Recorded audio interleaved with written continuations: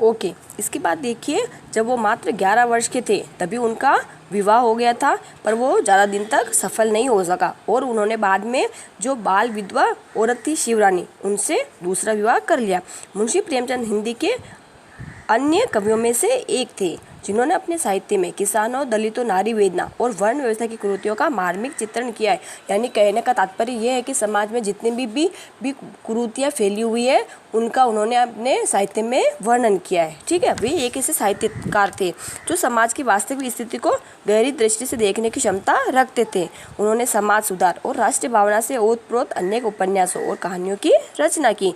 मरने के बाद उनकी कहानियाँ मानसरोवर के कई खंडों में प्रकाशित हुई। उपन्यास सम्राट प्रेमचंद का कहना था कि साहित्यकारी देशभक्ति और राजनीति के पीछे चलने वाली सच्चाई नहीं, बल्कि उसके आगे मशाल दिखती हुई चलने वाली सच्चाई है। ठीक है, 1921 में उन्होंने महात्मा गांधी के आह्वान पर अपनी नौकरी छोड़ दी।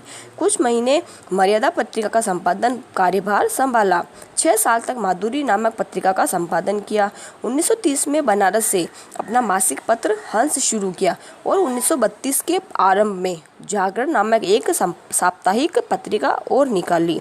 ठीक है, उन्होंने लखनऊ में 1936 में अखिल भारतीय प्रगतिशील लेखक संघ के सम्मेलन की अध्यक्षता भी की। ठीक है, अब आगे देखिए, प्रेमचंद की रचना दृष्टि विभिन्न साहित्य रूपों में अभिव्यक्त हुई। वे बहुमुखी प्रतिभा संपन्न साहित्यकार थे। उन्होंने कुल 15 उपन्यास, 300 से अधिक कहानियाँ, 3 नाटक, 10 अनुवाद और 7 बाल पुस्तकें तथा हजारों पृष्ठों के लेख, संपादकीय, भाषण, भूमिका पत्र आदि की रचना की। उनके कुल 15 उपन्यास हैं, जिनमें 2 अपूर्ण हैं, यानी उनकी मृत्यु हो गई थी तो वो 2 पूरे कंप्लीट नहीं हो पाए। बाद में उन्होंने अनुदित या रूपांतरित किया गया है। ठीक है, प्रेमचंद की मृत्यु के बाद भी उनकी कहानियों के कई संपादित संस्करण निकले, जिनमें कफन और शेष रचनाएं 1937 में तथा नारी जीवन की कहानियाँ 1938 में बनारस में प्रकाशित हुई। ठीक है, अब उन्हें स्वतंत्र लेखन का कार्य ही स्वीकार्य था। वो अपने आप सेल्फ लिखना पसंद करते थे। उन्होंने वही लिखा जो उनकी आत्मा ने उनसे कहा।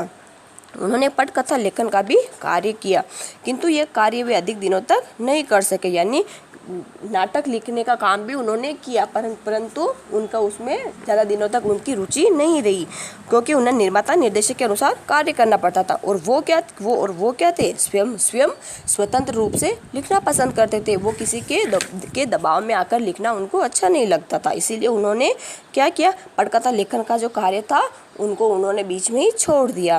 निरंतर साहित्य साधना करते हुए 56 यानी 56 वर्ष की अल्पायु यानी थोड़ी सी उम्र में ही 1936 ईस्वी में वे वो संसार को अलविदा कह गए, यानी 1936 में उनकी मृत्यु हो गई। ठीक है, अब अनेक लेखक अपने नाम के स्थान पर अपने उपनामों से भी जाने जाते हैं। ओके।